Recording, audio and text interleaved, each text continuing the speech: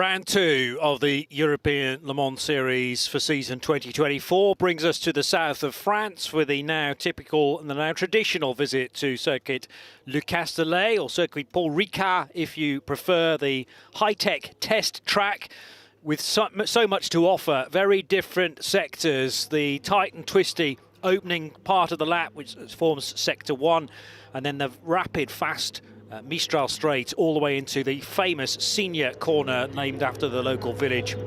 And then the final bit of the lap is again a car that requires stickiness, if you like, the downforce through Beausset and Garlaban to complete the lap into Virage du Lac and Virage du Pont. And the other thing that you find at this sort of altitude, we're above the sea, that is about half an hour's drive or so away from the French Riviera. Relatively strong wind, which has been picking up over the last few hours, so that could pose a problem if it's a crosswind right across the Mistral Strait. Welcome to our coverage of qualifying. This is 4 doses of it, 15 minutes first of all for the LM GT3 cars, and it's the usual voices of me, Johnny Palmer, and Graham Goodwin, tapping away even as we speak on his laptop, probably editing the latest information on dailysportscar.com. I can't possibly be doing that while we're here talking about the European Le Mans Series. You've got people to do that. I have got people to do that, and if you're listening, people who do that, type faster. 15 minutes of qualifying to come for each of the classes. Formula Racing, the number 50 car, winners last time out in the gorgeous Burgundy Ferrari.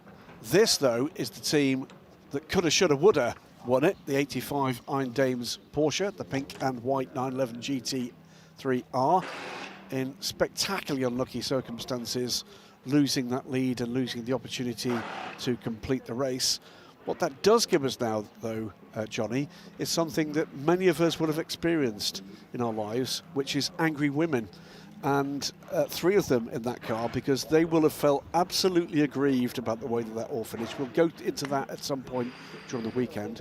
57 car, the Car Guy branded car from Kessel Racing in Switzerland. One of the absolutely massive names in Ferrari customer racing. And here's the other absolutely massive name in Ferrari customer racing. Of course, is number 51, Charlie Samani. It is Manu Collard and Nico Veroni joining them here. The reigning and everlasting GTE AM champion from the FIA World Endurance Championship last year. And great to see him here. JMW 66, Ferrari 296. GT3. Just a reminder, it will be the bronze drivers, bronze-rated drivers that will do battle in this session. There's another of them, Duncan Cameron's number 55 Spirit of Race car. Duncan will not be taking up his entry at the 24 Hours of Le Mans, and his seat in that car, which will be numbered 155 at Le Mans, will be taken by the man in this car, Johnny Larson, together with his son Conrad. And a yet-to-be-revealed, but highly surprising, 3rd driver due to be named in that car early next week. Interesting stuff, so stay tuned to the usual outlets for that news to break. And yes, the Ferraris lining up, not quite nose to tail. The Formula Racing car looks to be slightly out of position. Oh no, it's because of the perspective of the camera. The 83 is the one that we're missing at the moment, because that's not part of this session. So arriving here into Le Castellet after just one race meeting so far at Circuit de Barcelona, Catalunya. That was a win for Formula Racing, so they will carry slightly more weight as success ballast. They are championship leaders and also winners of the last race that we had. So that'll be 15 and 15, an extra 30 kilos. GR Racing will carry an extra 10, and Iron Lynx an extra 5 kilos for car number 63, and that's a differing scale through the course of the season, aimed at trying to just slow down only marginally the winners and championship leaders to try and equalise it yet further. But really, the Iron Dames missed out on a deserved win last time out. They do still have the point, because it was Sarah Bovey who took pole position in this equivalent session 3 weeks ago, and she could very easily do the same in the next 15 minutes. She could. Had a quick chat with Sarah before we came to the booth in feisty form. I joke about the anger, but they will be remarkably peeved about the circumstances in which all that happened. If you witnessed it at Barcelona, the explanation is this: as the cars go out, we'll tell a story about that beautiful blue and pink Aston Martin in a moment as well. Michelle Gatting coming out for the pit stop, ground literally to a halt as she left pit lane to driver's right. Turned out that the primary wheel nuts had come awry from the mechanic making the wheel change. That had bounced off the floor and into the wheel, where it stayed perfectly happily until the moment, this moment, when the speed limiter came off, at which point it spun up, jammed the wheel it got jammed in the brake caliper of the wheel, and that meant that the smoke and the grinding horrible noise, I'm sure, persuaded Michelle that there was a terminal issue. She pulled the car to the right, took a look, confirmed the wheel would not turn. The car was then pulled back by marshals, at which point two things happened. The errant wheel nut dropped out and had been outside assistance, and that car was out the race. Yeah. We should point out, by the way, that it was the wheel nut that was being removed and the new one had been put on correctly. So the wheel wasn't coming off the car. No, I think it was the wheel nut going onto the car that got loose. I believe that's the case. Well, that would have meant that the wheel would have come off. I thought it was oh, I've dropped a wheel nut, where's it gone? Let's grab a spare. So the wheel was bolted onto the car, no problem, but then the spare found its way to the innards of the car. The irony, of course, is that is an incident that would have been impossible last year. And the reason for that is because one of the other changes from GTE to GT3 is that the GTE wheel is homologated with an internal wheel nut, so it's fixed in the wheel. It can't come off. That's right. Whereas in the case with GTE, it's a separate component by homologation. Yes. But that is from the change of regulation to GTE to now LMP2 This is something that the people on the wheel guns changing the wheels are going to have to get to grips with, almost quite literally. Don't drop any wheel nuts, for goodness sake, because it could put you out of the race. You're getting a great view of this track from inside the number 59 car. There goes the GR Racing Ferrari. Great run to second place last time out for Mike Wainwright and his crew. But a great mix of cars this year in this GT3 class. 4 different makes are represented: Porsche, Ferrari, Aston Martin, Lamborghini. In the 11 car field, here comes the 66 car from JMW Motorsport. This will be Giacomo Petrobelli, I think. Apologies, no, of course it's not. It's John Hartshorn, isn't it, in the European Le Mans Series? There you go, yes. So John powering down the Mistral Straight through Seine as they get heat into these Goodyear tyres. It always amazes me at the sort of deeper revving note of the Ferrari when we're used to screaming V8s of the past. It almost sounds like that engine's not at full potency, but it absolutely is. It's a ridiculously more of a lower buzz sound. Well, the other point to make up this Joule-like V6, same engine in the Ferrari hypercar. Yeah. Different state of tune, different state of preparation, but the same basic engine powers this car. And of course, the 296 road car, which with the hybrid that you get in the road car, not in this car, something like 800 horsepower. It's crazy. Bonkers. Yeah, bonkers is another good word for it as well. So 5 or so minutes into the session, but it's obviously taking a bit of time to get any meaningful times through. John Hartshorn will be the first to post one of those, a 2:04.439, to obviously go fastest, but there'll be further improvement, and probably from John Hartshorn as well. Always good to set an early banker into one of these sessions, but you cannot afford to hang around for too long doing that and trying to find the perfect lap, which so many racing drivers have told me does not exist.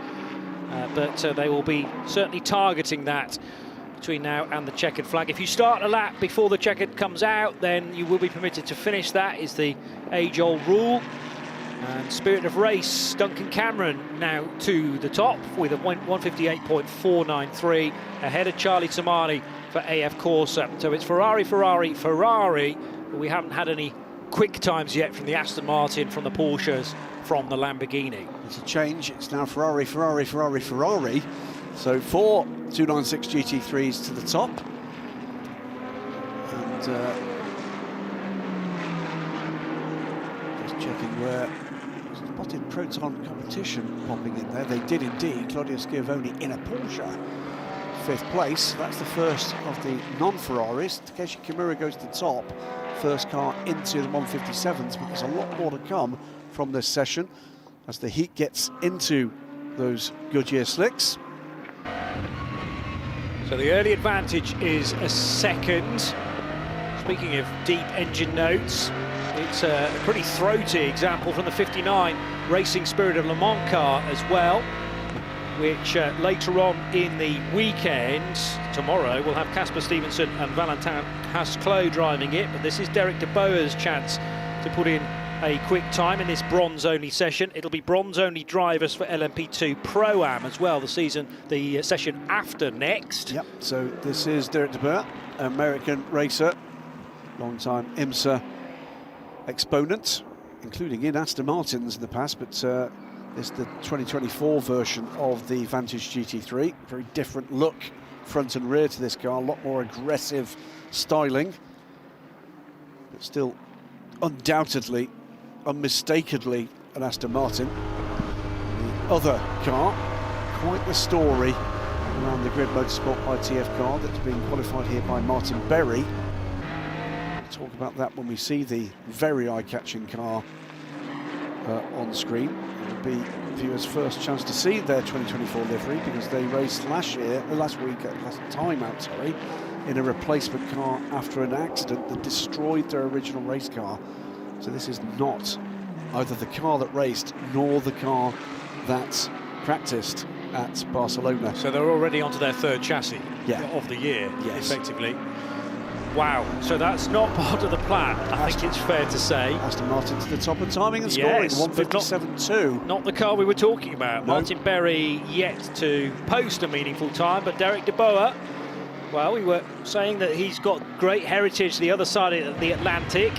I'm guessing he's going to be learning a lot of these circuits we're visiting in the ELMS for the first time. Spoke to him in Barcelona, not much chance to catch up with him here in France, but at Barcelona buzzing in anticipation of the great circuits we've got still to go to. And one of the ones that keeps coming up, Johnny, is Mugello. Oh, nice. Because it's a circuit that few of these guys would have raced at very competitively previously. Everybody looking forward to what that presents to Kimura. He is the car guy at Car Guy, the team based just outside the precincts of Fuji International Speedway, but here working with his longtime partners, his racing programs outside Japan, Kessel Racing, long-established team based in Switzerland, and it's their entry and his branding, and it makes for a nice blend there.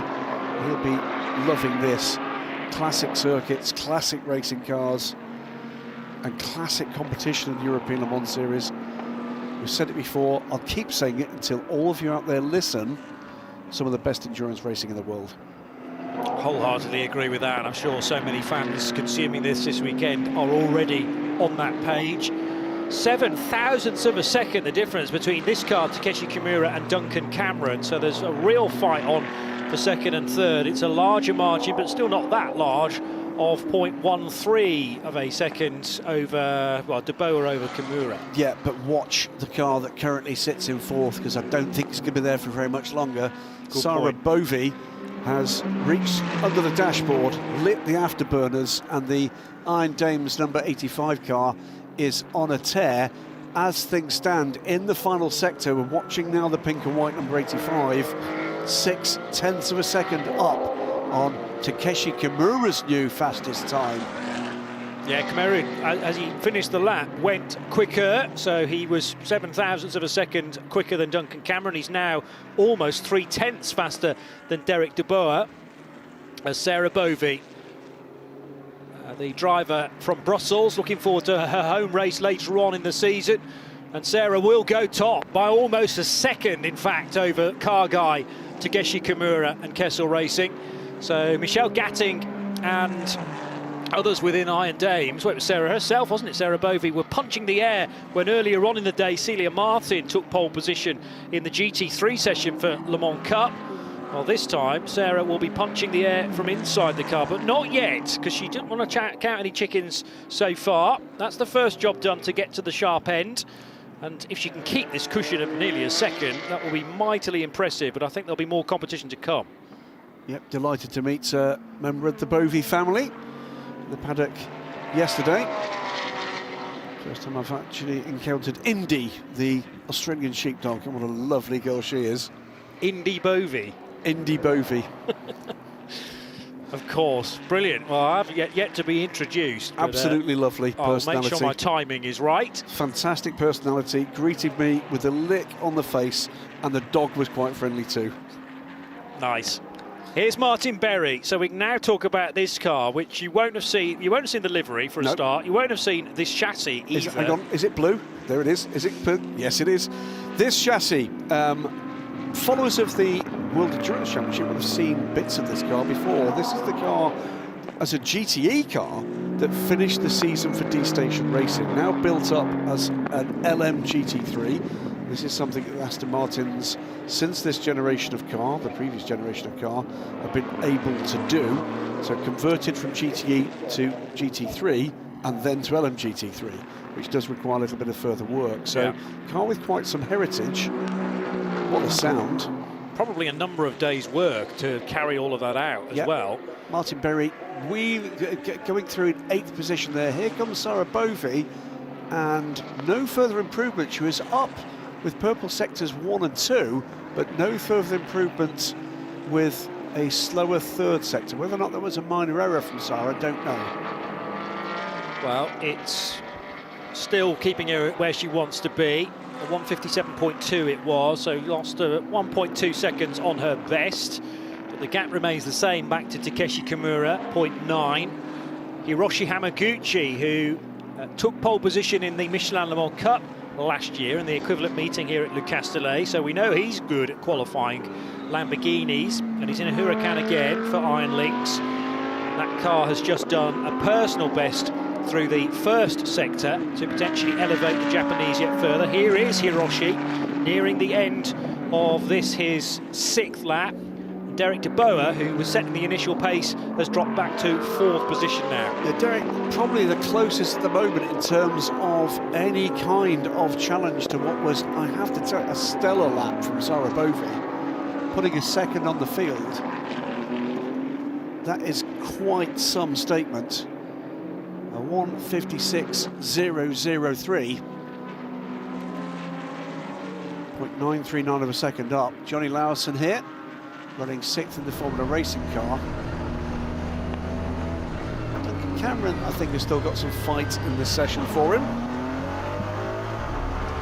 We are already, by the way, faster than last year's pole time, which was Christian Reed, also in a Porsche with, well, I was going to say strong Proton competition connections. He is Proton competition effectively, but this Sarah Bovey car is in a GTE car. That was a GTE time, indeed. And now we're now in LM GT3. So she's quicker. And we're at 0.2 of a second faster now. But hang on a minute, Derek de Boer just goes through with a time that is quicker in the first sector than Sarah Bovey's pole time. So maybe we're not done. It's 1 minute to go. There are 1, 2, 3 cars on pretty quick laps at the moment. Pretty quick, they're all pretty quick, but pretty quick by pole position standards. De Boer still there after sector 2, within about 0.2 of what Sarah's managed to produce. But it has been sector 3 as we go deep into these sessions that's tended to sap the pace out of these laps. Across the line, here goes John Hartshorn. He improves, but will stay 11th. So 2 minutes, 0.984 for John. Based down in Devon, in the UK, the west of England. Beautiful part of the world. Those in the Iron Dames garage still watching on to see whether Sarah can find a little bit more time here and there. Well, Duncan Cameron now into 2nd position. He's just done a 1:56.758, literally a few seconds ago. And also Hiroshi Hamaguchi improves, but doesn't get ahead of Duncan Cameron. But the checkered flag starting to fall. It has fallen now over Mike Wainwright's GR Racing Porsche, rather Ferrari. That's a big change over the winter, of course. Racing Spirit of Le Mans, Derek de Boer. Third place. Yeah, it's a big in the 59 Aston. Couldn't quite keep to in that 2/10, lost 3/4 second in the final sector. But again, Duncan Cameron, he's on a quick lap again. He's finding pace. Can he find enough? He's more or less, what, 0.02 of seconds slower in the first sector than on Sarah Bovey's provisional pole-setting lap. Yeah. It's all going to be about what he can do in the third sector. He's 0.2 down after sector 2. Here comes Sarah Bovey to take the checkered flag. Does so, just to put the tin tack on it, by the way, does so with a purple final sector. Doesn't improve the lap, but there's a statement of intent here. Does that rather indicate that the Porsche is finding most of the time then in the first and the third sectors, which are the twisty-turny bits?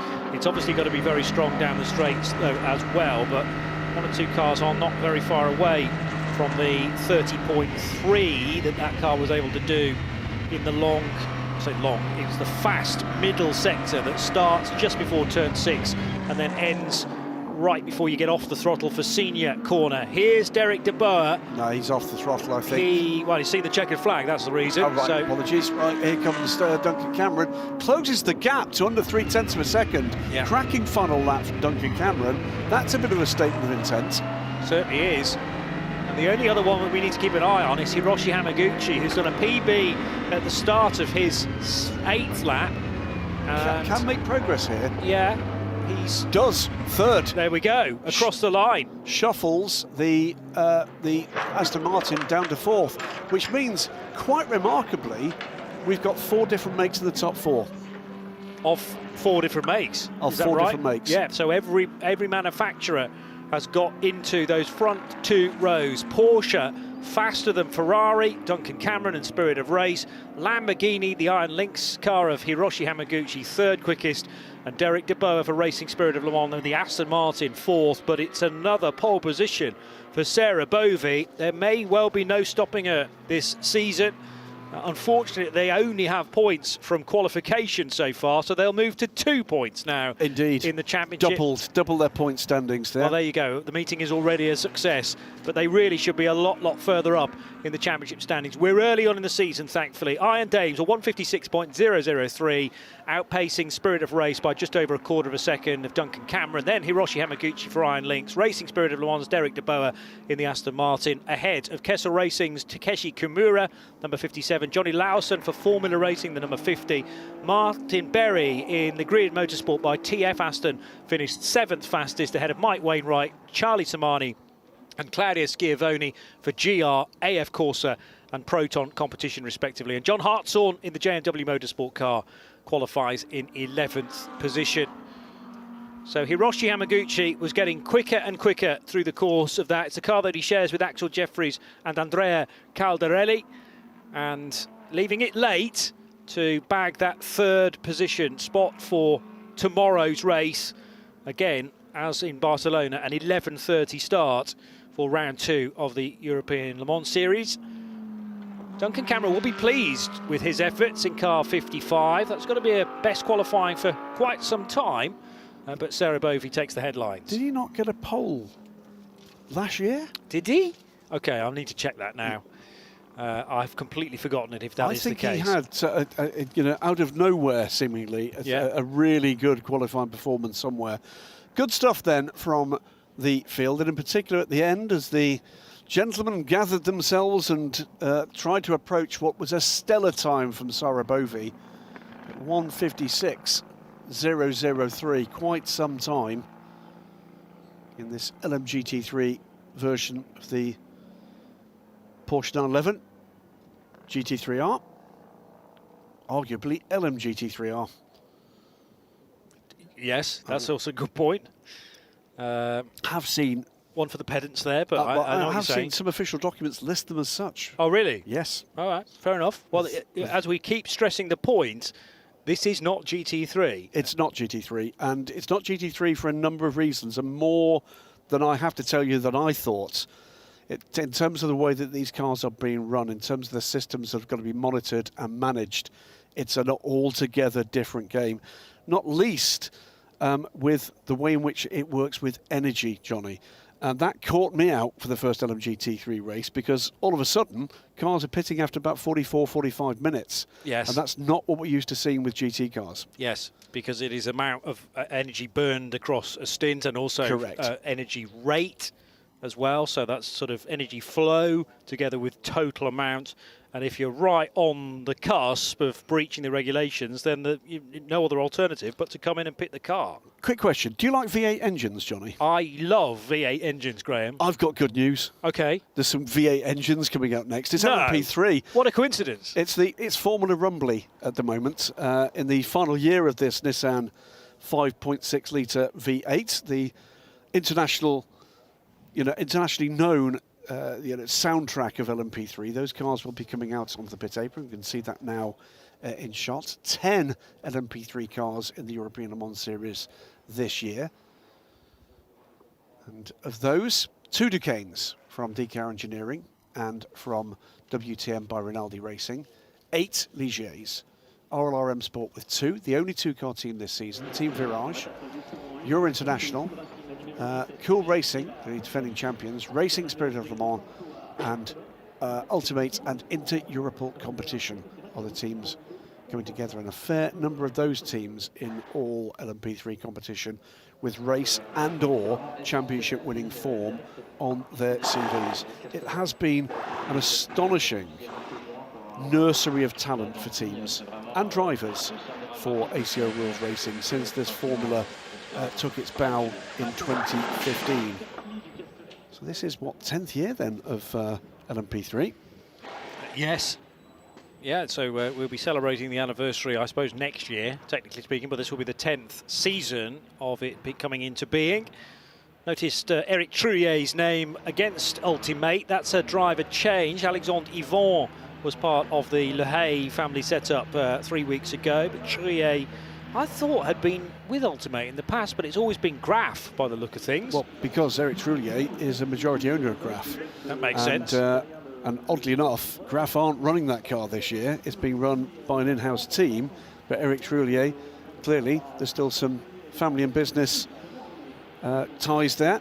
Yep. Always a beautifully prepared number 35 car from Ultimate, the brothers Le Hay, and quite a neat, how can you put this, business-related link here. Ultimate is a haulage company. Eric Trullier's primary business builds haulage trailers. Ah, there we are. Okay, so they've got some common ground during a lunch break. Euro International, there's a single car this year from the Italian-based team. Antonio Ferrari is there on the lollipop, controlling the pit stop. 15 car from RLRM Sport. There is the 5 from RLRM Sports. So the only 2-car team this year. Defending champions, Cool Racing, with a completely new look team, new livery, and 3 different drivers from the winning squad from last season, but still the number 17 car. And we have seen some talent emerging from this class in recent years. Job van Uitert and the heroics we saw from him. He's now a firmly established part of LMP2 and also beginning to make turn heads in GT3, by the way. And then, of course, Malte Jakobsen, waiting as patiently as a 20-year-old man can for his first opportunity aboard a Peugeot hypercar outside of testing. This still, for me, Johnny, one of the neatest, tidiest, best-looking liveries on an LMP3 car anywhere in the world. It's WTM by Rinaldi Racing car, and coming with the Heritage Matra colours. Apologies, that's not the Heritage Matra colours, but it's very similar to it. Racing Spirit Le Mans with the 31 car this year. We'll see that Matra car later on. It's a P2 car, isn't it? It's both P2 and P3. Oh, beg pardon. Michelin Le Mans Cup, you'll see the Matra Ligier. But going back to Wochenspiegel, the Weekly Mirror is the direct English translation. That's a very newspaper print type livery, isn't it? The black on the white. I think that's great. This is how you and I arrived this morning. That's right. By the way, what's the technical name for one of those? It's an autogyro. An autogyro. Correct. not a helicopter. Okay, I thought that was the thing I used to apply for when I was out of work. Anybody familiar with the James Bond film You Only Live Twice will know about Little Nelly, the autogyro. Do they take off and land vertically? No. Oh, disappointing. Not like a Harrier jet. No. Okay. Onward we go. 15 minutes of LMP3 qualifying, and this is, you can use whatever driver you wish within this. We have not got any golds, but certainly most teams will be sporting their silver drivers. Well, let's call them as they come out, Johnny. In the number 4 car for DKR Engineering, their Duquesne is handled by Wyatt Brickercheck. Daniel Alley has been finding real form this season, is in the number 5, LMP2 Sports. Ligier, waiting for Team Virage to emerge. Your international is the other Alley brother, Adam Alley, in the 11 car. Cool Racing, Manuel Espirito Santo, expect him to be at the sharp end of this grid. Ultimates, it will be Mathieu Lehay. Antoine Duquin will bring out the number 31 Racing Spirit of Le Mans. Good to see him at dinner last night and a chat about the family car, a fabulous 1962 Porsche 356 Coupe. Into Europol competition, they field Pedro Perino in the number 88 car. Look, here's Gael Julien. What a find for LMP Sport in their number 15 car, and we wait to see who will emerge for Team Virage in the number 8 car as the WTM by Rinaldi racing car comes out from pit lane with Oscar Tuño at the wheel of their Duquesne. So one or two teams shaking things up. RLRM Sport last time utilised Bailey Voisin in qualifying, but as you mentioned, Daniel Alley this time around. Pedro Perino for Inter-Europol competition, whereas in Barcelona the 88 car was qualified by Kai Aski. So some drivers are identified as qualification specialists from the off, and they do the whole season. Case in point, Malte Jakobsen. Oscar Tuño, generally considered the quickest driver in car 12, and he will have done 2 qualifying sessions. To answer the question about Virage, it's Julien Gerby, not Julien Henrion. That's quite a surprise. It is to me as well. Now we have to assume he's a team boss. He's probably said, no, you sit there, I'll do it. He makes the final decision. I'll handle it, I suppose. My other guess is that maybe the driver ID is not quite correct, but Julien Gerby is still very swift. Oh, he is, yeah. And maybe he just fancies it. Yeah. Because conditions could not be much more perfect, and certainly compared to other sessions, you should be able to find a bit of track space, like the number 8 car has just done, in fact. So Gerby released later than all the others and right into clear air. So Gerby now looking down the Mistral Straight with an open road in front of him. Yep. Adam Alley aboard the number 11 Euro International car. So 2 brothers out in this session for different teams. Adam Alley's teammate in this car, Matthew Richard Bell, and not the other Matthew Bell, Matt Bell, who will be racing in LMP2. So no confusion possible there then. No. And he's Adam Alley at the moment with the quickest sectors on this first flying lap. Canadian racer. Yeah, it did rather fox us during Barcelona, I think, so much so that some of our graphics contain headshots of drivers, and even then the Matt Bells were mixed up. So we'll try and stay on top of it through the course of the season. Here's Adam Alley then, who is just working his way up to optimum temperature, you might say, but lighting the screen up with a couple of purple times already. Wyatt Brickercheck could well be a threat in this session in the DKR Duquesne. There are 2 Duquesnes that could certainly take the spoils at the end of this, because Oscar Tuño, as I mentioned, has had pole positions on several occasions previously. But Adam Alley setting the benchmark, a 152.924, as we wait for other teams and other drivers to offer their first bite of the cherry. Indeed. This is much the quickest at the moment as Wyatt Brickercheck and Daniel Alley come through with times that are not representative at this point. No panic there. We still have 10.5 minutes to go in this session. Last year's pole was taken by Oscar Tuño, indeed, and we were down in the 151s on that occasion, a 151.2. And Tuño taking pole in 2023 by only 59 thousandths of a second over a certain Glenn von Berlo, who was part of the championship this time last year. Indeed, Antoine Ducan goes second quickest. Still not down to the kind of times we're expected to see in this session.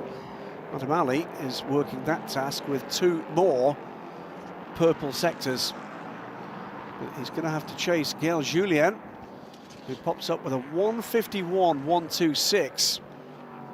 LMP2 Sports number 15 car to the top of timing and scoring.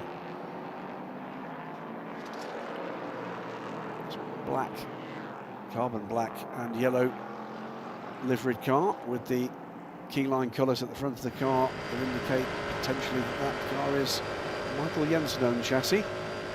Manuel Espirito Santo, expect him to be right there as well. Is beginning to heat up nicely this session. Gaël Julien leads the session, Adam Ali second. Guillaume Henrion, it was indeed in the Team Virage car, you're absolutely right. And he sits third at the moment. Oscar Tinho and Antoine Ducan, all those 5 under 2 minutes at the moment, but there's a lot more to come. Yeah. Adam Ali goes back to the top, ahead of Gaël Julien, 150.689. While Bricacek pops up now in third, and he's just half a second off the provisional pole time. But Gaël Julien, just 18 years old, having come from a single-seater background, started off in karting as so many do, and F4 in France and Spain, and then into the sort of exploded into the European Le Mans Series paddock last year with RLRM Sport, the team that he remains with. And Julien running in 4th position. Manuel Espirito Santo, who was grabbing the headlines in Barcelona only a few weeks ago, car number 17 for the Portuguese racer. That's a Portuguese-Swiss driving lineup for the Swiss team, Cool Racing, who have so many cars around the paddock these days.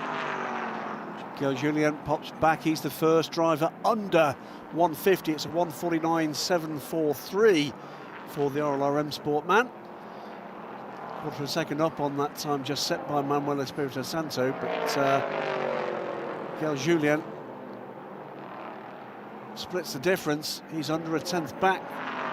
It's Oscar Tinho, sorry, to the top with a 149.649, under a 10th, clear of Gaël Julien. This is getting pretty close and heated. Well, Oscar Tinho will be quite comfortable with a 94 thousandths of a second advantage, because he only had 59 thousandths last season. Barely trying. It was, remember, it was a different time of year though as well, because we hadn't been to Imola, wasn't it, last year, or was it Monza? I forget now. We were supposed to be going to the Italian meeting as round 2. That didn't happen, and then we obviously didn't have a race for... We had a long gap, didn't we? We had a massively long gap till July, when we finally came here to Le Castellet, because no ELMS race happens in June. Something else happens that time of the year, I understand. I'll have to think about that one. Begins with an L and an M, I think. 149.649 is the time to beat, though, for Oscar Tinho, and he not marginally quicker. I've read the time out and completely forgotten it from last year. Well, it's a 149.162 immediately now in response from Manuel Espirito Santo, but chasing that, Oscar Tinho has got 2 purple sectors, so it looks like it's going to swing the other way by a similar margin. It's 0.457 of a second at the moment to Manuel Espirito Santo. What can Oscar Tinho do on the lap he's currently on, and what can Gaël Julien do behind that, because they're all on similar kind of pace. Gaël Julien goes to the top for the moment, he's 0.3 of a second up, but it still looks to me as if Oscar Tinho could take it, and that's Tinho off the circuit after completing the lap. No, that's not Oscar Tinho. The 4 car was spinning. That was Wyatt Bricacek in the DKR car. We are massively quicker than the equivalent meeting last year, though. Now, we were in the 51s last year. We're now in the 48s, 48.8 for this fabulous talent, Oscar Tinho. Lost a second in the final sector. He's had a moment. OK, so we were talking about Bricacek's incident, but the Colombian clearly has been slowed as well for whatever reason. On 48.873 for Gaël Julien now, and Tinho finding time on last year's effort, but still not to the sharp end. Half a second adrift of Gaël Julien for RLRM Sport. 2 Ligiers fastest so far. This is the 31 car of Antoine Ducan of Racing Spirit of Le Mans. 6th place so far. And 5 more minutes to go, so still plenty of chance for improvement. Yeah, and he's right there in the window of performance on pole position target time. He is currently the 6th and final car within a second of that Julian time, 1:48.873, cracking time again. But others even below that still improving and improving fast. Here comes Antoine Ducan. Oscar Tunyo also on a quick lap. Ducan goes up to third. 1:49.3, cracking lap there. What can Tunyo do in response? He's up on provisional pole time in the final sector. Yeah, just but it's got a big lock up there. That may well have cost him just a moment or two. Virage du Lac, Virage du Pont now, turn 14, the right-hander over the bridge and heading now towards the line. And as mentioned, he has got up to third position now in the 149, so there's a whole bank of cars now in the low 149s, but nobody apart from Gaël Julien has managed to break the 149 level, and that is the 17 Cool Racing car going straight on at turn 3, so that's Manuel Espirito Santo. So that's 1 lap burned there for the second place car at the moment in this order. Antoine Ducan is going very rapidly indeed. He's gone purple in sector 1. Espirito Santo burned this lap. He's going quickly, but it won't count this time along. It was, by the way, a further improvement from Gaël Julien, 1:48.867, massively quicker than last year.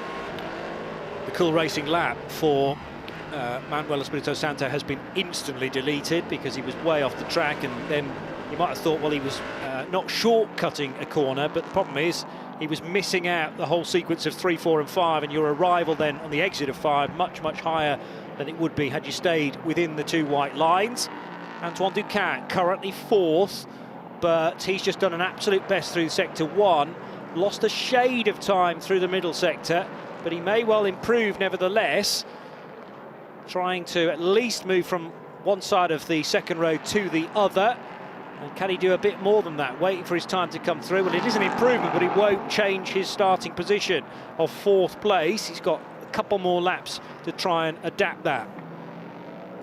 So 1/4 of a second the gap between Gaël Julien and Manuel Espirito Santo, but Espirito Santo will need another lap to have a crack at that. Beyond that, Johnny, 7 or 8 of these drivers, it's still within their potential grasp. Yeah. It is tenths across the full lap between these guys. They've just got to nail the perfect one. So confirmation as the 17 car crosses the line that lap is deleted. Gaël Julien, so confident, resting on this 0.246 of a second advantage, has brought the 15 car into pit lane. So maybe he feels the tyres really are not going to give him any more performance, and the 15 car in provisional pole we're not going to see for the rest of the session. Manuel Espirito Santo through the second sector now. He's just a 10th down on the provisional pole time. What can he do in this tricky final sector? He's got a car ahead of him. I don't think it's close enough to trouble him on this lap. He just needs to find a 10th and a few hundredths, and pole position could be there. Gaël Julien sits on pit lane. We've got a minute and a half left. So Manuel Espirito, 2nd fastest. Antoine Ducan, 4th fastest. They are from the 2 Swiss squads of Cool and Racing Spirit of Le Mans. As now across the line, first of all, will come the number 17 car of Portuguese racer Espirito Santo. Closes the gap, halves the gap. It's 0.124 of a second. Here comes Antoine Ducan. He's been very rapid in this second half of the session. No improvement for him. He's 4/10ths off at the moment. Top 7 covered by under 9/10ths of a second here. 45 seconds remain in this session. Can anybody take the fight to Gaël Julien? And I think the answer is, if anybody is, it's going to be this man. Yes. Because he's under a 10th. In fact, yeah, he's under a 10th off. So it's been 2 blue times through the first 2 sectors. Now heading into Virage du Lac, the penultimate corner Dupont is next, and that car It's on the edge. really right on the edge. It sort of moved, scraped its way across the asphalt, and now a waiting game because Julien Omrion has applied the throttle and waits to cross the line. He'll move positions up to third place. Will go the Team Virage number 8. Pleased with that, but disappointed at the same time. He didn't take the checkered flag. No, he can didn't. go around again one more time. Yeah. Checkered flag is now out. First to see it, Adam Ali. Start the session promised so much, but he'll do no better than 8th. He's the first driver a second off the pole time. Mike Brickercheck in the number 4 DKR car had that spin. Currently sits 7th. He's on a good lap here, you know. There's potential here to improve. Can he? Doesn't. 1:49.665. Well, that was a better time, but stays in 7th position. Yeah, shakes Hasn't the 10th, pitted, has he, didn't after the spin either? So hasn't taken new tyres because tyres are so much at a premium, particularly in the LMP3 category. This isn't done. Here's Oscar Tunyo. He's 4th in the order at the moment, but with consistently quick times across the 2 sectors, he's up on the pole time. Marginally, but he's up on the pole time. Yeah. So can he carry that through all the way through the the final few sectors? That would be some moment, wouldn't it? So Tunyo has already ticked off a 32-second opening lap, 28.7. We're waiting for him to complete this to see whether he can rise up the order. Car 4 to, no, it's not going to be done. Car 12, I should say, across the line. The time was deleted anyway. And just seeing whether the time was an improvement. No, it wasn't, and it'll be deleted, but potentially 2. So 1:49.4, and now Omrion. Julien Omrion crossing the line in 3rd. Did improve again, a 1:49.168, but he can't get into the 1:48. There are only 2 cars that have managed to get into the 1:48, and they are Manuel Espirito Santo, who will start from the front row, but even faster than that, with a 1:48.867, is Gaël Julien, the real talent with RLR M Sport this year. And car 15, fastest by just over a 1/10 of a second, back to Cool Racing's Manuel Espirito Santo, who had a pole in Barcelona.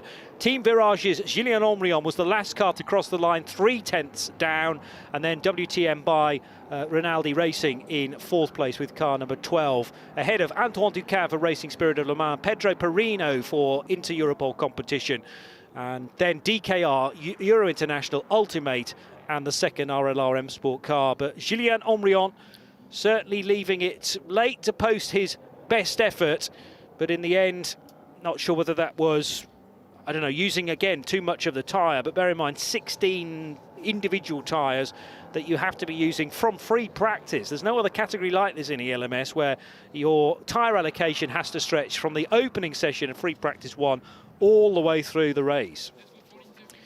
But Gaël Julien had a really good time, 1:48 it was, and we've now a chance to catch up with him. Here's Steph Wentworth. I am joined by the pole sitter, as you can see, getting the congratulations all over. Gaël Julien, driver of the number 15 RLR M Sport. Congratulations, a pole position for you. The smile, you can't stop smiling. It's just a great feeling, right? Yeah, it's an amazing feeling to get pole position here at my home race as well in France. So yeah, just a massive thank you to the team who worked so hard this week to get the car right. The lap was, could have gone any better, so I'm really happy with it. So yeah, fingers crossed for tomorrow. Yeah, and it's a very tight and competitive field, but you came in a couple of laps early and just let everybody else finish off their laps, so confident in your own abilities. Yeah, I mean, at that point I knew I'd done a really good lap, and the tyres were starting to fall off and everything, so we thought that, you know, might as well pit it and see what the others could do, but yeah, thankfully it was enough. All right, what are your expectations for race day tomorrow? I mean, we're all in. I mean, we're all in pole position. We know we have a good lineup. The car's really quick, so we're going all in. We're going for the win. All right, best of luck. Thank you. Yeah, thank you very much. It's a joy to see young talent emerging through these development classes in international sports car racing. It's turning heads around the world, whether it be P3, P2, hypercar. It's all of a sudden somewhere where absolutely world-class talent is looking for a career move. I got good news, Johnny. Do you like V8 engines? I don't know whether I've mentioned this before, Graham, but I like V8 engines. Do you like high revving, kind of screamy They V8 are engines. my favourite type of V8 engine. Good news. Really? We're going to have some more of those. 8 of them, in fact, for the LMP2 Pro-Am session, which is due to get underway shortly. 15 more minutes of controlled mayhem here at Paul Ricard.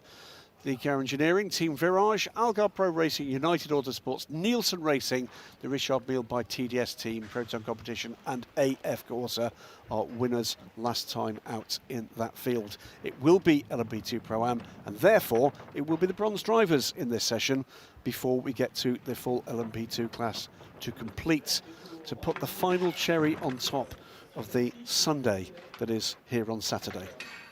I think I know where you're going with that.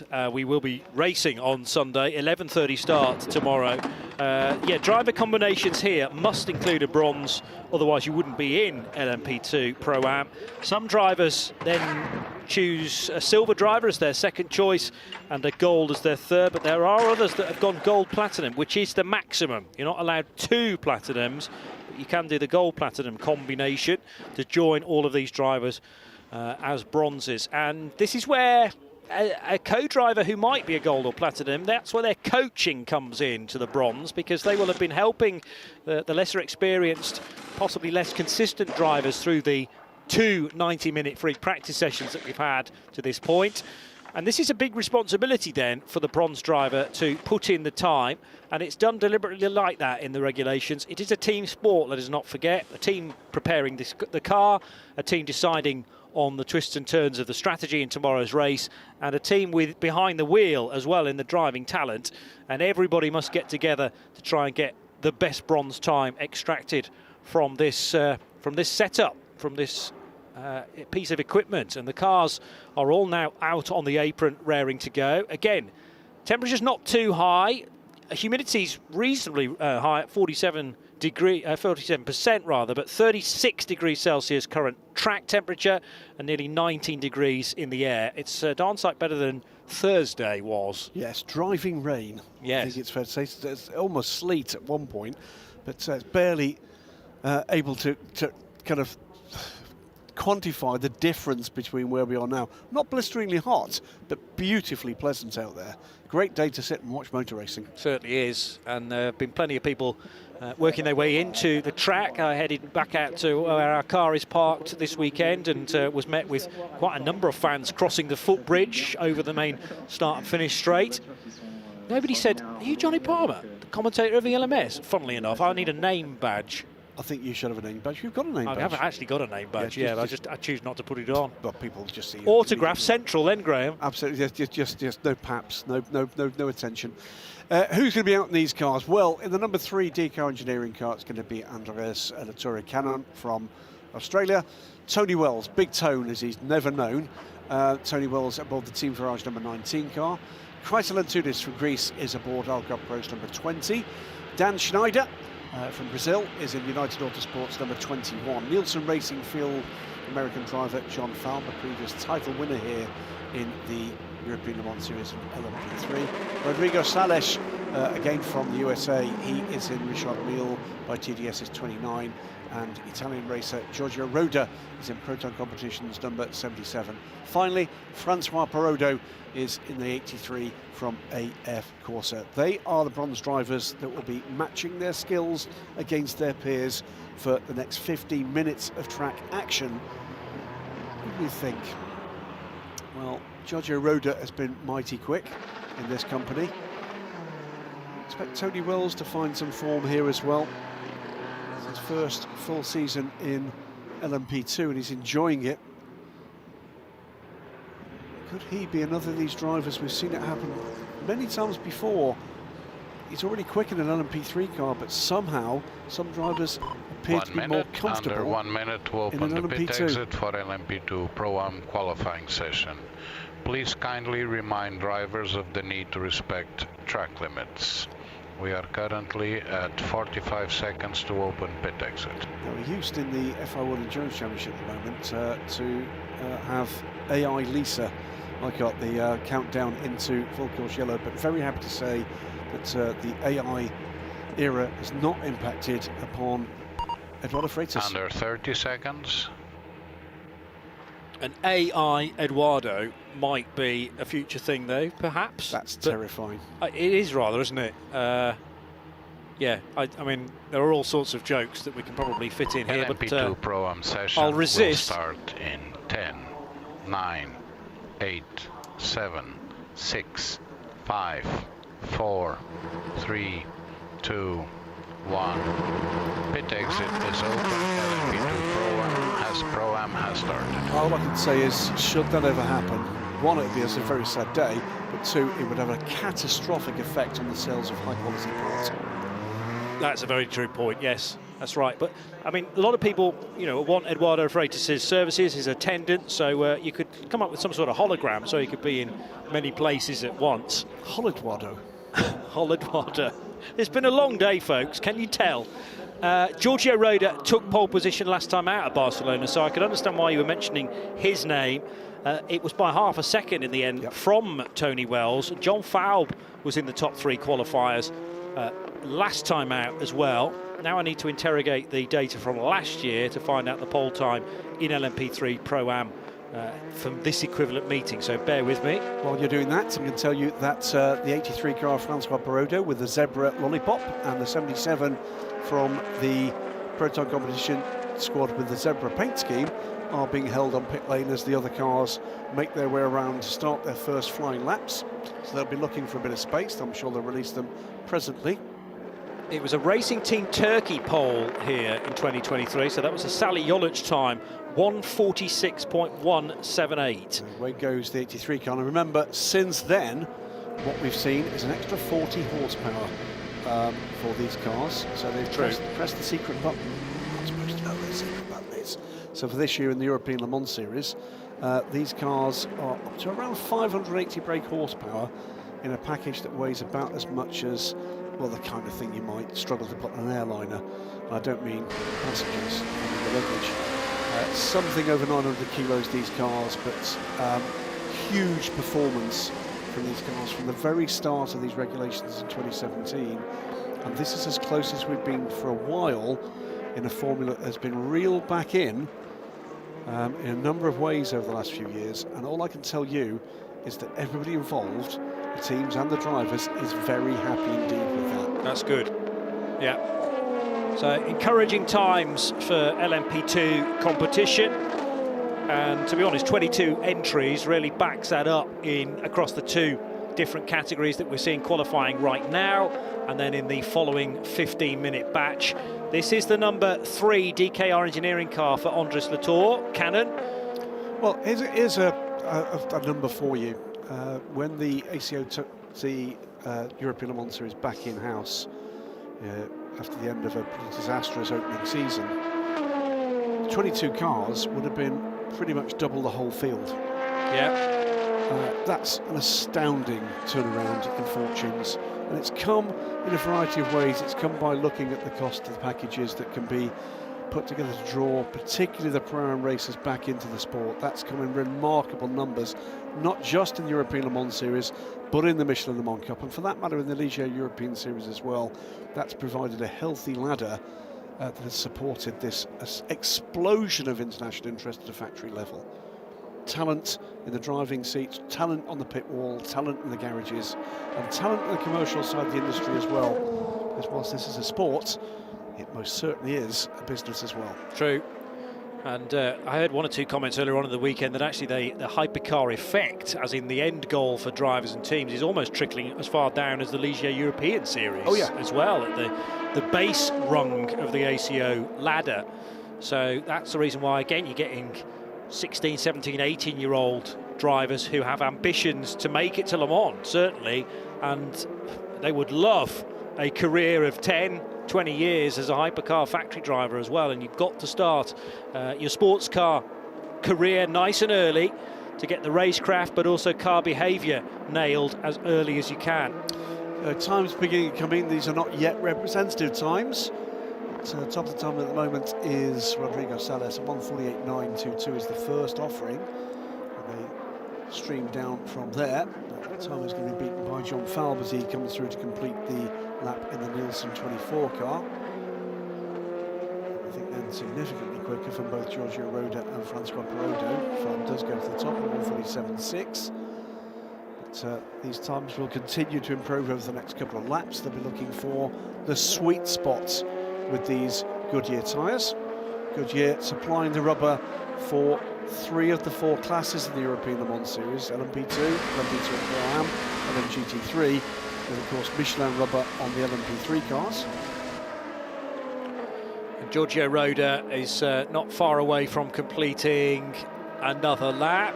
Also Francois Perrodo. This is his first flying lap, in fact, with the late addition. Because Francois Perrodo will be crossing the line first. He will go top here. He does, 1:47.5. Yeah, so Roda's, as you say, first meaningful lap, so we'll get an idea of where there or thereabouts the 77 car is. It was right on the money in Barcelona, and it goes top, perhaps unsurprisingly. So Giorgio Roda continuing where he left off. They weren't able to convert that pole into a podium finish in the end. I think it was 5th place for car 77 in Spain. So it's 1:44.898 is the time now for people to beat. That is a much more representative time, I think. See what we can do in reaction to that. Rodrigo Salas gets pretty close. He's 0.8 of a second off at the moment. The first batch starts to stream through behind him. So Roda, Salas, Tony Wells just over a second back. Kreitelentudis. There's an example of a man who's a lot more comfortable in a P2 car than he seemed last year in a GT. That's not a surprise, bearing in mind a lot of Crichton's racing has been done in very high-powered prototypes in historic racing. Yeah. So at least there's a common bit of knowledge, therefore, that he's already learned in other disciplines. And simply downforce. Yeah, and you either understand downforce or you don't. And those drivers that have come from saloon car racing or from not single-seaters and sports cars go kind of side by side, but it can be a bit of a shock. Once you've got that as a skill, then it's so easy to progress further. But then if you go back to a car that hasn't got any downforce, you might struggle to know where on earth you are. The guys who are, and girls, who are utterly remarkable are the ones that can seamlessly transition between multiple forms. That's of this. true. Bumped into Romain Dumas in the paddock earlier this weekend, and there's an example of a true all-rounder. A real world great at that level. Yeah. So Francois Perrodo now goes through to the top of the times for just a moment before Giorgio Roda breaks his heart by putting another second, slicing another second out of the mark to beat. It's a 1:43.067. Just watching for where the challenges are going to come to that. Closest at the moment, John Falb and Rodrigo Salas on the laps they're currently on. I2 on Tony Wells. He was the surprise package, wasn't he, in Barcelona? Second quickest in the class on his ELMS LMP2 debut. What can he offer here? It's a track he knows well. Yeah, in the end, they sadly retired from the Barcelona race, and it was quite deep into it as well. Only 10 laps short in the end. He, Matt Bell, Nelson Piquet Jr. Oh, was that when Piquet Jr. ended up in the barrier at turn 2? He got nerfed off, didn't he? So a horrible way to end what was otherwise a pretty good weekend to that point. And they'll be hoping to get a deserved, a more reflective result this weekend on their pace. Francois Perrodo going through shortly. He's just lost second place in the order for the moment, at least, to the charging John Falb. Falb just under 7/10 of a second off provisional pole at the moment and into the 43s. So that's a good effort from the Nielsen Racing driver. Experienced LMP2 driver John, great to see him back in the European Championship this year, and he'll be wanting to show what he's got to bring to the party. Perrodo, poor third sector, he stays third. Yeah, just crossed the line now and under the Total Energies bridge. So still time to try and find a little quicker speed. But those laps are slowly slipping through his fingers. Just over 5 minutes to go, and the lap time round here at the moment is a 1:43.0. As very hot indeed into turn 3 will go Giorgio Roda, but he did amazingly manage to get that car stopped in time. Remember, the two things to take into account. One is the performance changes for this year. 40 more brake horsepower for the cars in the European Le Mans Series this year, but also, as Johnny said, weather conditions. We're earlier in the year, lower temperatures, but there's no getting away from the fact that that time from Giorgio Roda is 3 seconds quicker than LMP2 Pro-Am time, pole time last time here. Yeah, so an indication of quite how much more straight line speed perhaps these cars have, but it'll be mid-range power as well. Absolutely. The punch out the corners. Yes. But bear in mind, they carry so much speed into and through the corner, and it's getting that traction down as well that will help to just launch these things at a much higher rate of knots between the corners. In every aspect of the lap, these are cars performing closer to their design specification. And by the way, we should mention as well, we talked about 22 cars being here. They were all born just over the wall. That's right. At Orica, and their factory very close to the track in Scene. Also, by the way, the place where all of the Ferrari 296 GT3s are assembled, designed by Ferrari in Italy, but they are assembled here close to Paul Ricard, and this is where most of the cars are given their shakedown as well. Seems to make sense, doesn't it? Just a short drive away. Very picturesque route through Signes as well. My route from Nice Airport took me through there on Thursday, and a reminder of what a nice village it is, and then it gets absolutely shrouded with engine noise. But I get the feeling most people who live in Signes just love it and are well aware that there's a racetrack just across the wall. Well, love it, and the fact that there is an ecosystem, an industrial ecosystem supporting motorsport here. Indeed. This is the local industry. Yeah, good point. Here's the 21 United Autosports car. They've got 3 cars in the entry. We'll see the other 2 in a moment, but car 21 over the line now for Dan Schneider, and he remains in 5th position. There's a little bit of blue here and there. That was an improvement for Rodrigo Sales to lift him to 3rd position for Richard Mille by TDS. Just watching here, Francois Perraudot is on a good lap at the moment. Can he hold that together through the 3rd sector? I'm not sure yet. 3 minutes to go in the session. That lap from Giorgio Roda at this stage looks like it was a session killer, doesn't it? But Rodrigo Sales on a quick lap as well at the moment, so we keep an eye on those 2 guys as things crack on through. Not yet, I don't think, seen the best from Tony Wells either. Well, it can be. If all of a sudden a car goes across the line a clear second faster than everybody else, that can pop the balloon of hope for so many other runners, and then it becomes a fight for 2nd fastest in the session. Yeah, on board here with Francois Perraudot, and he's just put the AF Corsa number 83 2nd in the session, so on the front row of LMP2 Pro-Am. So that drops Sales to 4th, John Faub slips to 3rd, and Francois Perraudot, winners last time out in Barcelona. Better laps underway here from Rodrigo Sales in 4th, and from Tony Wells, who's currently in 6th. They're both in the 3rd sector and both within a second of the provisional pole time. So Perraudot, again, might be about to improve. He did a 1:43.6. The problem is he's going to have to find a lot more time than he is discovering for the time being. Dan Schneider's just gone through at the end of the 2nd sector, not far from Senior Corner, with an improvement, and he completes that lap with a 1:45.0, but it keeps him in 6th place. It drops him to 6th place because he's just lost 5th place to Tony Wells, who's now under 2 seconds off. Tony seems to be struggling to get the best out of the car in that tricky 3rd sector. Very aero-dependent.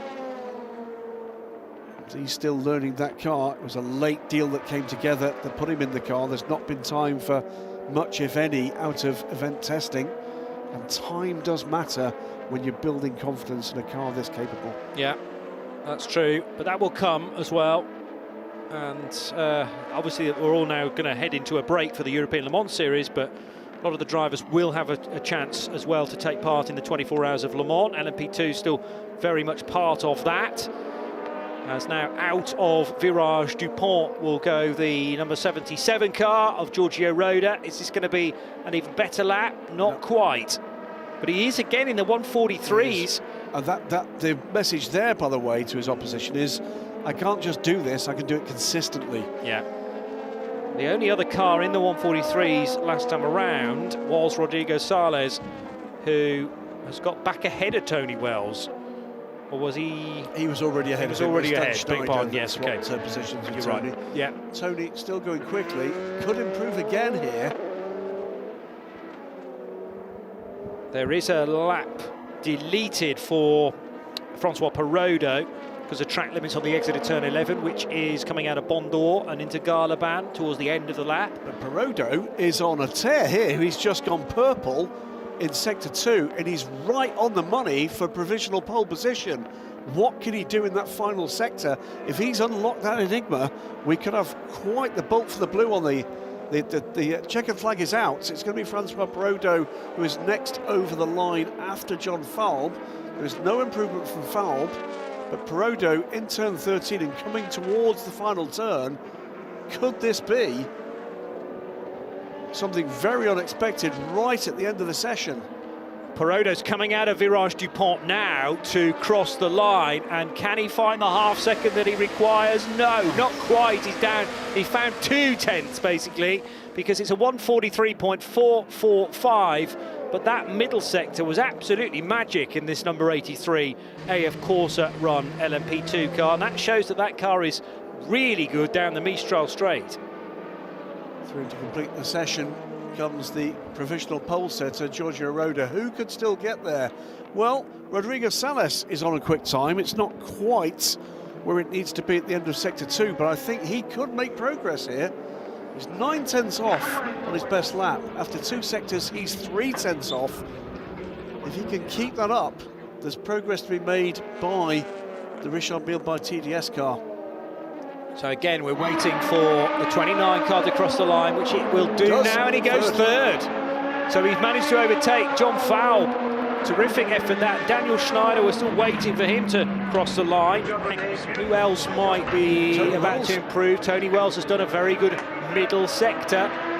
Dan Schneider over the line in 5th, but is he about to kiss goodbye to that position? Has Tony pitted? Yes, he has. Tony's come down pit lane. We were waiting a long time for the number 19 to appear out of turn 14, and in the end he'd already ducked behind the concrete wall and into the box. So it's a second pole position of the season for Giorgio Roda, and he didn't waste any time at all. First flying lap right into the mid 143s, I think it was, the first time of asking, and then he chiseled away at it a few more times. Cracking run as well though from Francois Perrodo, but couldn't quite get there to what was an excellent time from Giorgio Roda. 1:43.067, the pole position time in LMP2 Pro-Am. Just about 4 tenths up on the AF Corsa effort from Francois Perrodo, and that last ditch effort from the Richard Mille by TDS racer. And the 29 car Rodrigo Sales put the Nielsen Racing efforts of Jean Falb down into 4th. They're the top 2 rows and separated by under 7 tenths of a second by 4 bronze ranked drivers.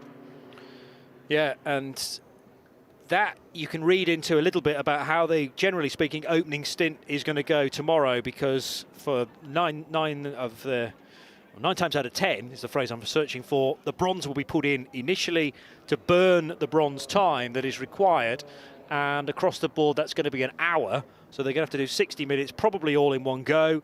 So it's a stint and a bit, maybe extending to 2 stints, get all of that out of the way, and then if there are full course yellows and safety cars later on, at least you've got your quicker drivers towards the end of the race. But there's a little bit of variance between those competitors.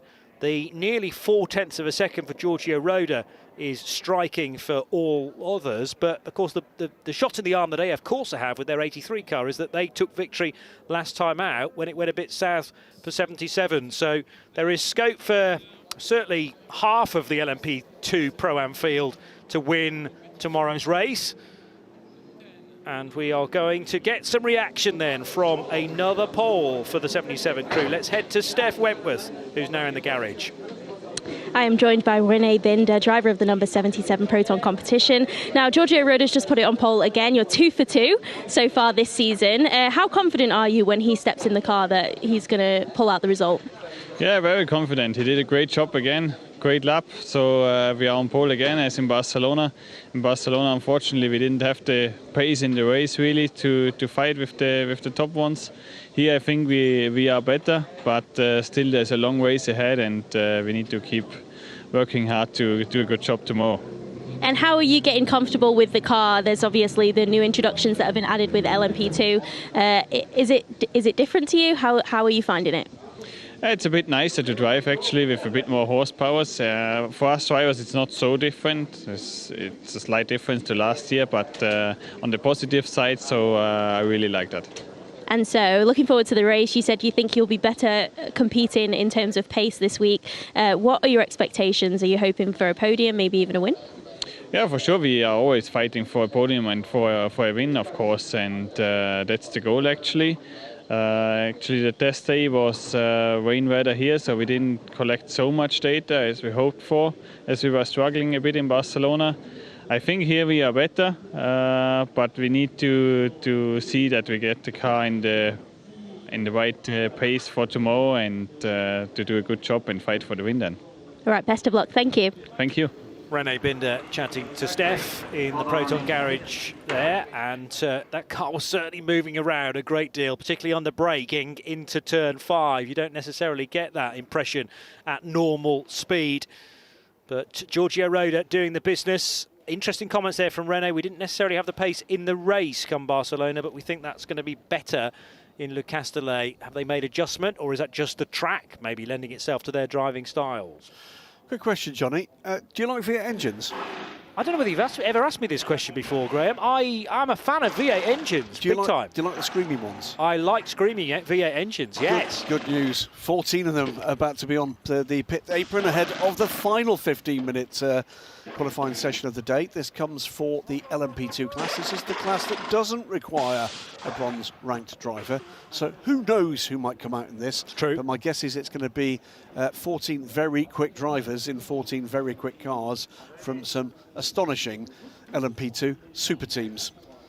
Yeah, and it'll be interesting to compare and contrast the qualifying drivers from Barcelona with today's, whether, again, somebody has been identified as the one and only selection, but a lot of the time the teams choose to mix it up a touch as we work our way through the season to find out. I mean, sometimes I suppose you've got track specialists within your trio. Absolutely. And that's the reason for the adjustment. Otherwise, people just fancy it a bit more. Yeah, I'll do qualifying, why not? Well, we had a heck of a race last time out, without shadow of a doubt, taken, of course, by the Cool Racing 47 squad, with what looks like, 37 squad, what looks to me like a really tasty looking trio of drivers this year. Two absolutely young stars putting the pace into that one. But this is going to be a very tough race to win. It's going to be a very tough season to come out on top of, because the depth of talent, and it's subtly different this year. There's so many more new faces here, and it's how quickly can some of these big names in single-seater racing coming towards sports car racing adapt to what is a very different formula, and we've seen some of that already this season. Here's the number 14 AO by TF squad. There's going to be Louis Delatraz aboard the car. They would have been bitterly disappointed with the efforts first time out. Weren't quite there on pace, took damage, and that carried on through the whole race for them. They just were never really in the hunt. I think we're going to see a very different AO by TF effort this time. Two-car efforts in the class from Inter Europol. Two cars as well from United Autosports. This is the 65 Panis Racing car in familiar colours, but not for Panis Racing. They're Mark VDS colours, part of the package that's been put together to bring the Panis Racing efforts here this year, with help from TDS Racing this season. Defending champions Algarve Pro Racing, the number 25 car. They were very much in the mix. Great chase at the end between Alex Lynn and Malte Jakobsen. Young Dane came out on top, make no mistake. The reigning champion, the Brit and the Cadillac factory driver, will want revenge here. And we talked earlier in an earlier show this afternoon about the Matra colours. which are on the EDEC Sport cars in both the European Le Mans Series and the Michelin Le Mans Cup this season. Here is the LMP2 version aboard the 28 car. So again, conditions just more or less perfect. There's a little bit of faint cloud in the distance, but the wind has dropped a touch, and that will certainly help drivers of downforce cars, unless of course it was a tailwind and helping you down the Mistral to be even faster. But current wind speed, well, it's almost up to 9 kph now. 19 degrees in the air and 36 degrees Celsius at ground level. The key thing about that wind speed is not just the speed, but the direction. Yes. Because these cars are so, I wouldn't say aero-dependent, but aero-influenced, and because you've got the mightily long Mistral straight and then Seine corner, depending on which way that wind is blowing, can have a dramatic effect on lap time. Away they go. We'll call them as usual as they come out. Matteo Caroli comes out, the number 99 linked Proton car. He, of course, is now a Lamborghini hypercar factory driver. Felipe Drugovich, recent title winner, of course, in FIA Formula 2, is aboard Vector Sports number 10. AO by TF, Louis Delatraz, who is a factory driver GTP class. Ben Hanley, for such a long time a part of the LMP2 scene, is in the 22 United Autosports car. Paul Di Resta, Peugeot hypercar factory driver. There's a theme of developing here in the 23. 27 Nielsen Racing. Will Stevens, another man in the hypercar field with Hertz Team Jota this year in the FIA World Endurance Championship. Duquesne team puts James Allen aboard the car, a recent 2 years ago. Excuse me, last year rather. Rolex 24 winner. Duquesne team, James Allen there. Clement Novalak in the Inter-Europol car, just named as being part of their defending squad for the LMP2 title they took at Le Mans last year. It will be his debut at the race. Malte Jacobsen, the young Dane, Peugeot's reserve driver and winner last time out. Tom Dillman raced with Van Wall in a hypercar in their solo season in the top class of racing. Fred Vesti in the 47 from Cool Racing. There's one that's come out since, maybe Ollie Caldwell, who was, I thought, stellar last time out, the 25 Algar Pro Racing, so not being trusted this time to Alex Lynn. Charles Malaysi for Panis Racing, he's another factory driver for hypercar, this time for Alpine, and the final driver, Job van Utrecht, 28 EDEC Sports. That is quite a lot. It's superb, and there were one or two changes there. For instance, in the 34 crew, it was Luca Giotto who did qualifying in Barcelona, Clement Novalak this time, and Malte Jacobsen, amazingly, wasn't the selected driver for qualifying in Barcelona. Was that Fred Vesti? It was Ritomo Miata who qualified the 47 car. Yeah, so Vesti is in the other car, isn't he? He's in the 47, yeah.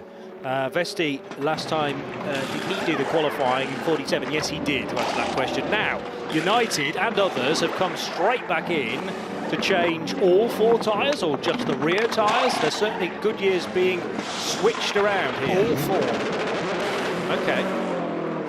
And they weren't doing the diagonal change, were they? They tend not to do that in prototype racing. It's more of a touring car type tactic, is that to get the tyre temp up into the rears in a front wheel drive car, you would switch them around. That's less used, although I have in the past seen it once or twice in GT racing.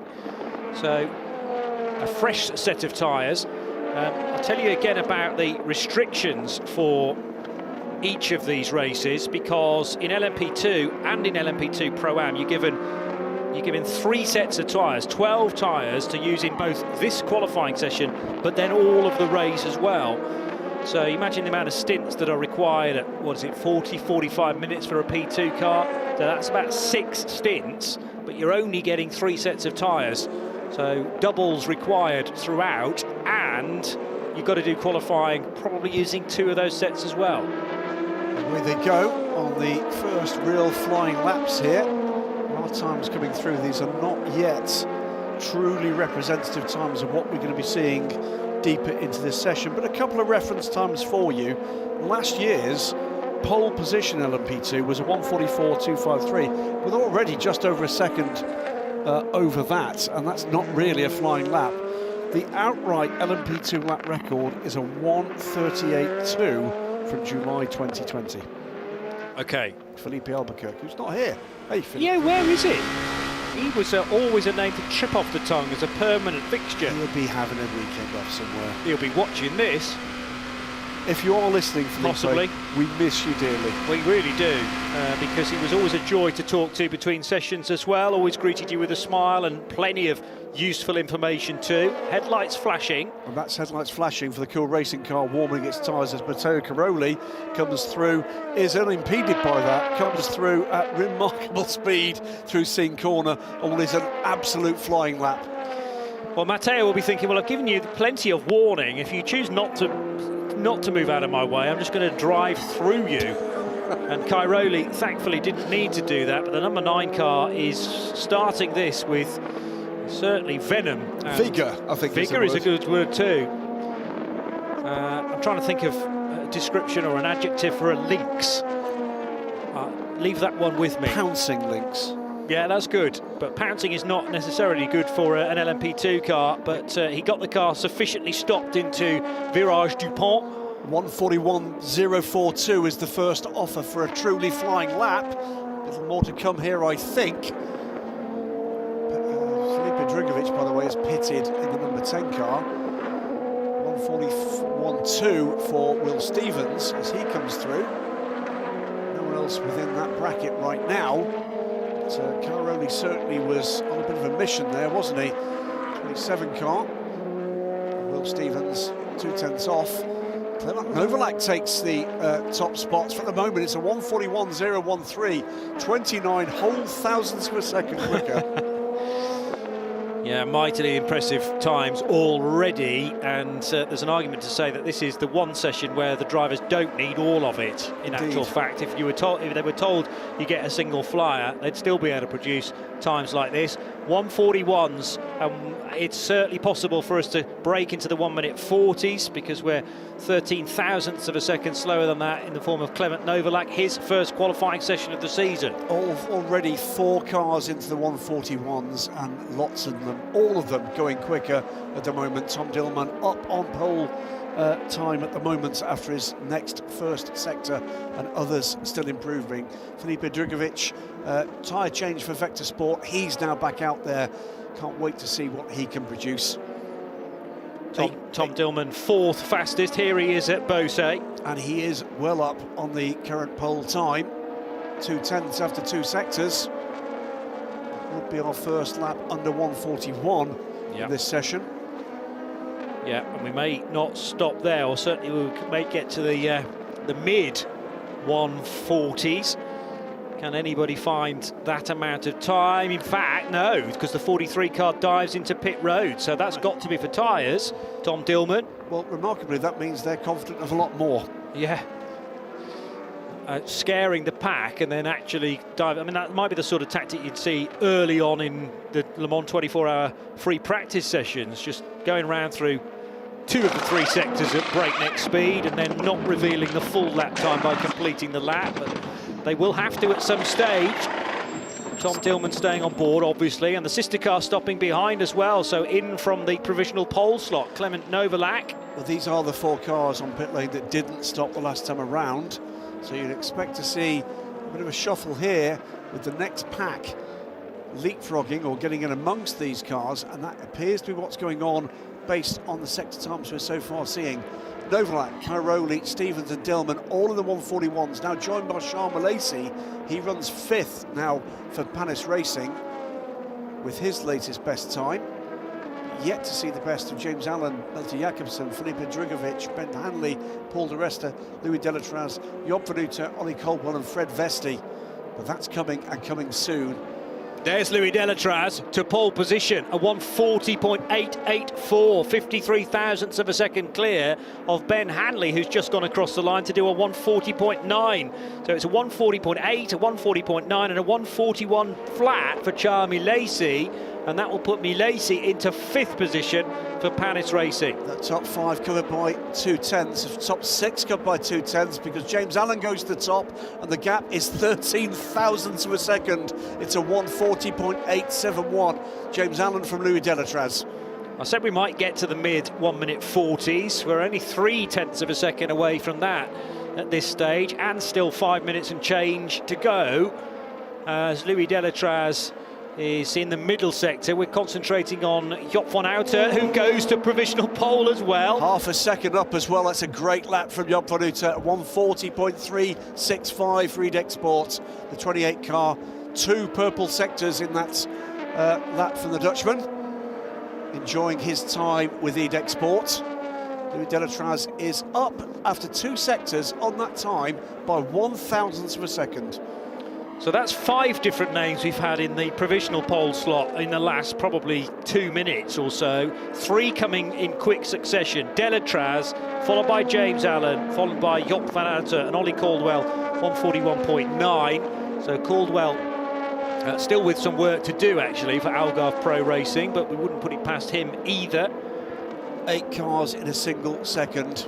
Across the line comes Delatraz. He goes to the top by 15 thousandths of a second. This is more like it from the Swiss now. We didn't see this performance for AO by TF in Barcelona, and we were rather puzzled why that was the case. Then they didn't show their speed in the race either, and it was one to forget, but maybe this will put TF back on the straight and narrow that we're so used to from this team from this race onwards. Ben Hanley goes 3rd, he's 0.3 off. That was Malte Jakobsen, he goes 4th, 3.5 off. It's the 65 car that came through, no improvement from Charles Milesi, but Fred Vesti goes 3rd for the other Cool Racing car, the 47 car. The top 3 cars are separated in this session at this point with under 4 minutes to go by 32 thousandths of a second. Yeah, absolutely ridiculous. So AO by TF faster than EDEX Sport by 15 thousandths and a further 17 thousandths back to Cool Racing. So it's Delatraz, Van Uiter in 28 and Vesti in the 47 Cool Racing car. Then the best of the United Autosports machines. That's Ben Hanley, who took pole position in Barcelona just a handful of weeks ago. 65 now down the back straight, the Mistral. And car 65 in front of that is Charles Milesi. Indeed. So Charles Milesi currently running in 9th place. 9th out of 11 cars within a single second. Fred Vesti, after 2nd sector, is up on the pole time by 14 thousandths of a second. This is a remarkable qualifying session, so close in every aspect of this session. Delatraz has pitted, so with 2 minutes and 49 seconds still to go, Delatraz says that is all that my tyres can offer. And I also want to keep some performance back for the race, of course, because that set will have to be used at least once, probably twice, in tomorrow's race. Frederic Vesti totally on the ragged edge coming through Virage du Lac, the penultimate corner, and he's careful not to fully cross the white line on the left-hand side there. He will swoop across the line in the Cool Racing number 47. No improvement, in fact, for Vesti. This might be the reason why. Did he breach track limits? No, he just kicked up the dust and the car was grounding out there, out the exit as senior. And he was a 10th of a second off. That cost him pole. That was pole position right there. Here's Ben Hanley. Looks like they've maybe slightly redone the livery of the front of that car. It still, thankfully for me, has the red visor, though, on the roof. So you can tell this is a 22 car. He's close to pole position time. They're all close to pole position time. Fred Vesti clears the 1st sector. He's a single thousandth up on pole time. This is nuts. 32 thousandths of a second cover the top 3 cars. Louis Delatraz on pit lane, Job van Uiter and Fred Vesti. AO by TF, EDEX Sport and Cool Racing the top 3. Then it's Ben Hanley. Here comes Filipe Drugovic. He finally puts in a meaningful time. That takes him up to 8th place. For Vector Sport, car number 10, so it's a 1:40.9. Will Stevens goes across the line to see some improvement as well, but he's still only 9th. Vesti is up again on pole position time, 8 hundredths of a second with the final tricky sector to go. Joop van Uitert is 600 a second down, and he's in the same part of the track. Matteo Caroli is at 100th of a second down after the first sector on pole position time.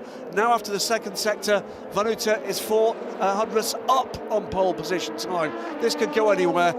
A penny for Louis Delatraz's thoughts right now. He's sitting in the pit lane knowing he's got pole position sort of in his grasp, but it's only 15 thousandths of a second. Now waiting for Joop van Uitert to appear, but he's at double droit de Beausset, so it'll be a few more seconds yet.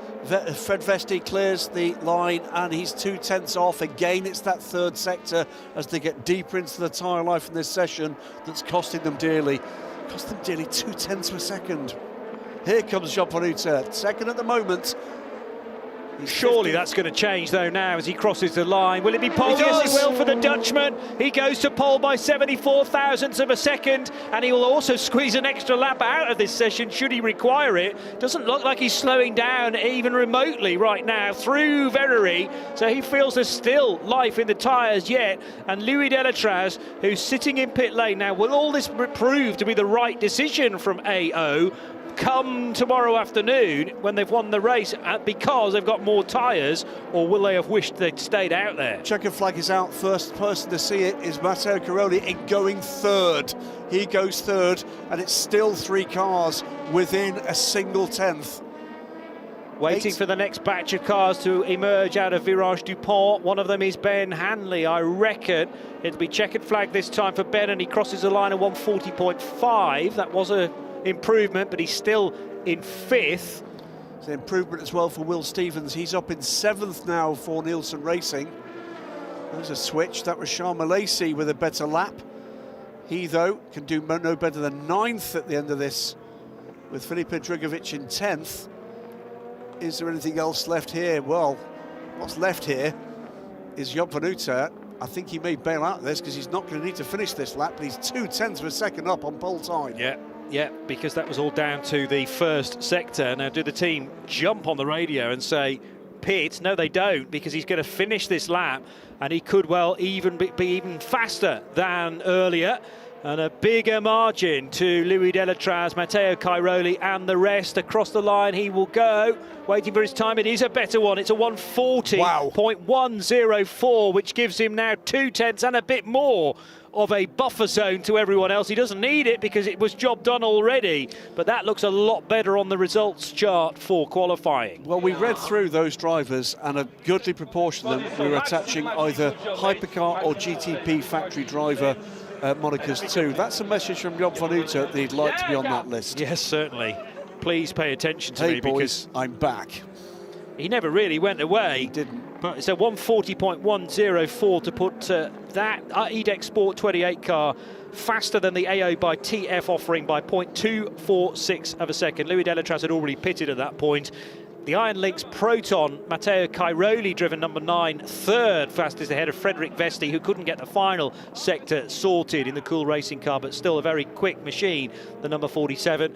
Ben Hanley, Barcelona's pole sitter, 5th fastest ahead of Malte Jakobsen. Maybe we expected a bit more from one of the Barcelona winners there, but the 37 car will get even better during the race. Ahead of Will Stevens for Nielsen. Duquesne teams, James Allen. Sharma Lacey of Panis Racing in those Mark VDS colours this year, number 65, ahead of Filipe Drugovich for Vector Sport, car number 10. Bollard abuse underway again, of course, as there always is in these racetracks. Just as a marker, he's utterly delighted with that Joop van Uitert, as well he might be. We talked about the differences with this class year on year. More power this year, 40 brake horsepower more. But that pole position time, Johnny Palmer, 4.1 seconds quicker than last year. Yeah. That's remarkable. Yeah, and as we've made the point, it's not like for like, but we didn't expect that much of a jump to as quick a lap time as we've got. And well, you can't necessarily replicate that intensity of a 15-minute session in testing. Maybe even EDEX Sport a surprise, but I bet Joop van Uitert is not. He needs to know that the pressure is on to produce his best. The other big change, by the way, that we've not really talked about is tyres. Tyres have changed remarkably since this was all started. There you go. It's one of the intervention quads. Just don't head for any doorways. Steve Haggart. Yeah, so I was going to talk about Goodyear. We probably got a chance to talk about that at length tomorrow in the race as well, but it is a different tyre compound offered by the Goodyear brand, and that will help performance too. Let's get reaction then from that amazing session. Here's Steph. I am joined by Richard de Juris, driver of the number 28 EDEC Sport, and as you can see, the team are behind celebrating the fact that Job van Utrecht just put it on pole position. Smiles all around. Yeah, for sure, it's amazing. Job did an amazing job, and all the team did very good work since the start of the weekend. So we are really happy to be on pole, especially in this high field competition. So let's see what we can do. If we can, we will do our best to keep this position until the rest of tomorrow, until the end of the race. And it's always like a home success for you guys. Are you hoping to continue that into the race? Do you think it's possible? You know, the LMP2 field is very, very tight, but do you think you can stay out on top? Yeah, for sure. We will do our best to manage that and to win the race for sure. It's very good for EDEC. You know, it's a home race for us and especially for them. So it's really nice to start on pole here. Right, best of luck tomorrow. Thank you. Thank you very much. Richard de Juris, who's a mean qualifier himself in actual fact, but instead it was Job van Utrecht, the selected qualification driver, and EDEC Sport will not be regretting that decision one iota. So faster than everybody else, at least by 0.246 of a second. But what a truly amazing afternoon. It feels like an endurance race in its own right, this qualifying format, but it's provided 4 very worthy pole sitters.